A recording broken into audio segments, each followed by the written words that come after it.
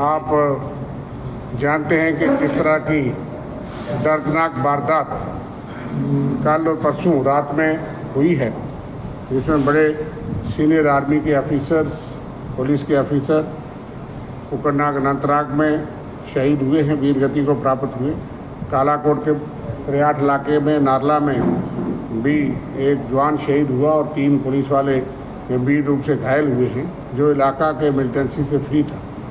इस पर बड़ी तशवीश है पार्टी को, और हमारे वर्किंग प्रेसिडेंट भल्ला साहब पार्टी की तरफ से आप पे इससे मुखातिब होना चाहते हैं। शुक्रिया। कल जो वारदात यहाँ पे हुई, जिसमें आर्मी के कई अफसर रैंक के साथी जिन्होंने शहादत यहाँ पे दी, बड़े अफसोसनाक बात है और पूरा देश सदमे में यहाँ पे है कि ये शहादत की वारदातों का सिलसिला चलता यहाँ पे जा रहा है, जहाँ पे हम उस परिवार वालों के साथ सहानुभूति प्रकट यहाँ पे करते हैं।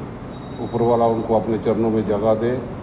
मनप्रीत जी हों, आशीष जी हों, हमारे हुमायूं भट्ट डीएसपी साहब हों, और इसी ढंग से जिस ढंग से कालाकोट की भी कल वारदात यहाँ पे हुई, और पहली तारीख से जैसे डांगरी का हादसा यहाँ पे हुआ, तो हम जहाँ पे उस परिवार वालों के साथ सहानुभूति प्रकट यहाँ पे करते हैं, अफसोस यहाँ पे करते हैं। ये जाने नहीं जानी चाहिए थी।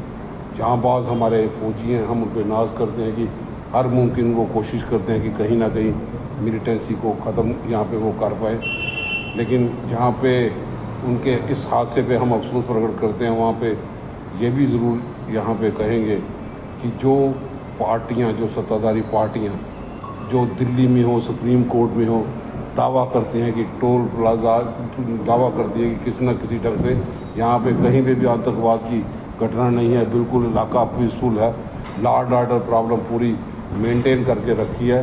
तो इस हादसे ने ये पोल खोल दी, कालाकोट से लेकर यहाँ पर जिस तरह से पुंछ में भी कई जवानों की शहादत यहाँ पे की।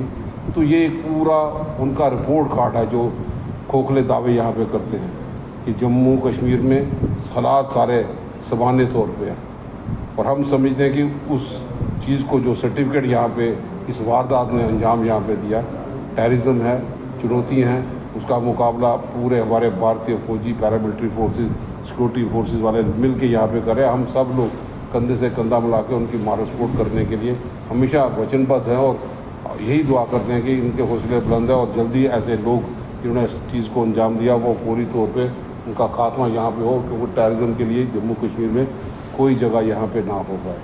और जहाँ पे दावे इनके खोखले यहाँ पे हुए, और वहीं पे कल जिस ढंग से उनकी क्रीमेशन हो रही थी और प्रधानमंत्री G20 की वाह लूटले फूल बरसा रहे थे, देश शर्मसार है। और हम समझते हैं कि इस ढंग से इस लॉ एंड ऑर्डर प्रॉब्लम जिस ढंग से वो चरमरा गई है, सिक्योरिटी ग्रिड को मजबूत करने की ज़रूरत है।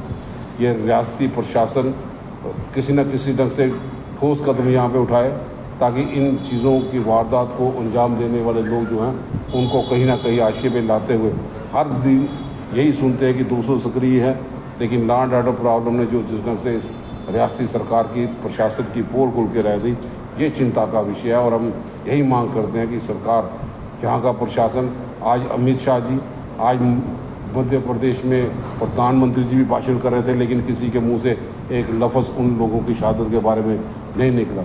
ये अफसोस की बात यहाँ पे, हम इसकी निंदा यहाँ पे करते हैं, इस वारदात की निंदा यहाँ पे करते हैं। हमारा मेन मकसद इस प्रेस कॉन्फ्रेंस को लेके ये इस को चिंता प्रकट करना, ये सीरियस इशू है, और हम सब लोग फौजी पैरामिलिट्री फोर्सेस की सराहना यहाँ पे करते हैं कि अपनी जान की परवाह ना करते हुए भी देश की खातिर वो अपनी जानें यहाँ पे निछावर कर रहे हैं। दिल की गहराइयों से उनको सलाम करते हुए श्रद्धा के सुमन भी अर्पित करते हैं, और यही मांग करेंगे कि फौरी तौर पे जो खोखले दावे जिस ढंग से फेल होकर रह गए, सरकार कोई ना कोई कदम यहाँ पे उठाए ताकि लोगों का कॉन्फिडेंस बढ़ पाए। कॉन्फिडेंस बिल्डिंग मेजर के पार्ट को और ज़्यादा तेज़ करने की ज़रूरत है। ऐसी वारदातें, रजौरी डिस्टर्ब हो गया, कालाकोट जैसे डिस्टर्ब हो गया, रजौरी पुंछ डिस्टर्ब हो गया, और जांच का विषय है कि ऐसे कौन से सोर्सेज थे जिसने इस अंजाम तक पहुंचाने के लिए हमारे फौजियों की शहादत यहाँ पर हुई। और भी हमारे मुद्दे हमारे साथियों के रविंद्र जी इसको बारे में जानकारी दें।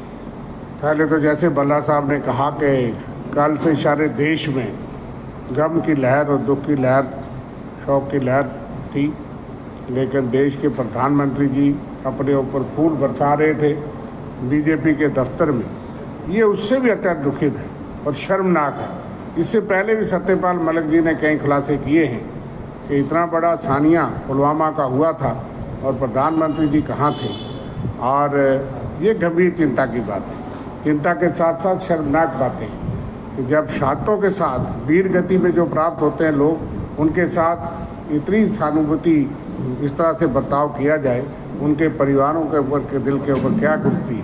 हम पार्टी की तरफ से बल्ला साहब की क़यादत में उन परिवारों के साथ सहानुभूति के साथ साथ चिंता व्यक्त करते हैं। सरकार और सेना और सिक्योरिटी फोर्सेस के साथ कांग्रेस पार्टी खड़ी है आतंकवाद के खात्मे के लिए, पाकिस्तान से मुकाबले के लिए, लेकिन उसके पर काबू डालना और सरकार का काम है। सेना और जवान और सिक्योरिटी फोर्सेस कब तक शहादतें देते रहेंगे, कब तक वीर गति को प्राप्त होते रहेंगे। और जो इलाके पिछले एरिए अरसे में पुरअमन थे, मैं खुद रजौरी ज़िले का सुंदरबनी कालाकोट के उस क्षेत्र के रहने वाला हूँ जहाँ ये वारदात हुई है। कई सालों से ऐसी कोई वारदात नहीं हुई थी। डांगरी के अंदर हत्याकांड हुआ, इसी तरह से मेंढर पे आर्मी के उस पर अटैक होता है। इसलिए हमारी गंभीर चिंता इस विषय पे है। हमारी मेन जो आज प्रेस वार्ता का मकसद था कि अपनी चिंता व्यक्त करनी। दावे तो सरकार करती है, सुप्रीम कोर्ट तक कहती है, सेना और सिक्योरिटी फोर्सेस ने कुर्बानियाँ दे करके पीस और अमन किया है, लेकिन सिलेक्टिव किलिंग्स भी हैं, टारगेटेड किलिंग्स भी हैं, और एक स्ट्रेटजी के तहत कभी कोटरंका में, कभी कालाकोट में, कभी डांगरी में, कभी मेंढर में, कभी कुकरनाग में, और इस तरह की वारदातें जो हो रही हैं, इस पे ऊपर सरकार को जवाब देना चाहिए और कड़े कदम उठाना चाहिए।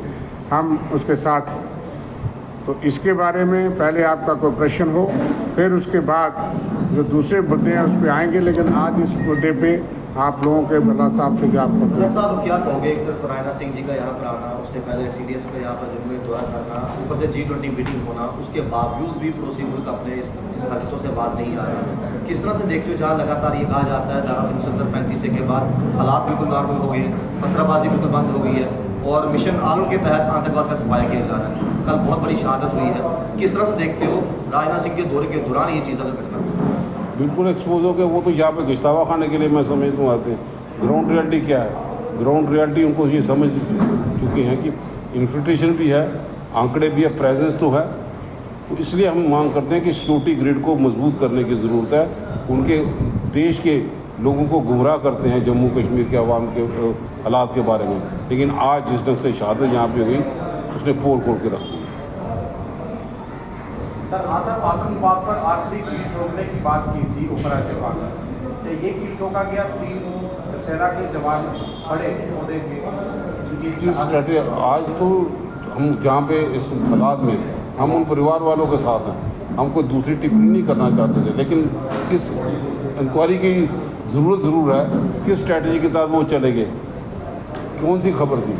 आज यहाँ पे नहीं सिर्फ जिस तरह शर्मा साहब ने कहा कि डांगरी से लेकर पुंछ में वारदात होना, कालाकोट में वारदात होना, कहीं पे श्रीनगर पूरा डिस्टर्ब होना, तो जम्मू कश्मीर की स्थिति पे इन लोगों ने यहाँ पे पहुँचाया। जो दावे बहुत बड़े करते थे, हर दावे में हर फ्रंट में वो फेल होकर रह गए। ये चिंता का विषय है। इसलिए हमने आप लोगों को दावा यहाँ पे दी, ये सीरियस इशू है। इतने बड़े रैंक के आदमी, कर्नल रैंक के आदमी वो शहादत देंगे।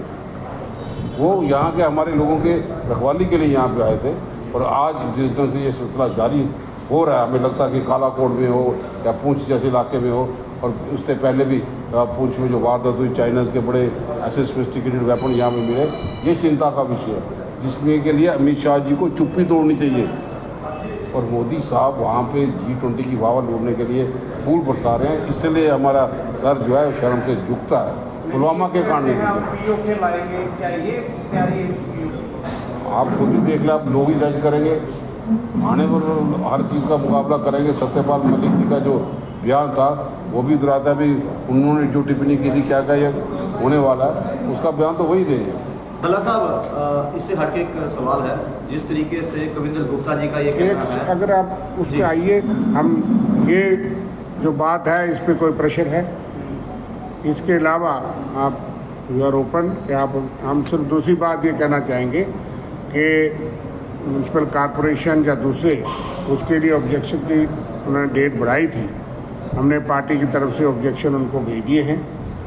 उसमें बहुत सारे लोगों के जेन्युइन एतराज़ात हैं, जिसमें कई वार्ड्स पिछले 3 इलेक्शन में रिजर्व भी नहीं हुई महिलाओं के लिए। हर महिला का अधिकार है, हर वार्ड में महिलाओं का अधिकार है। तो ये हम तवज्जो दिलाते हैं कि वो इसको नजरसानी करें। और बड़ा अहम मुद्दा हमारी पार्टी ने एक उठाया है कि 74th अमेंडमेंट के तहत इलेक्शन कमीशन क्यों नहीं है।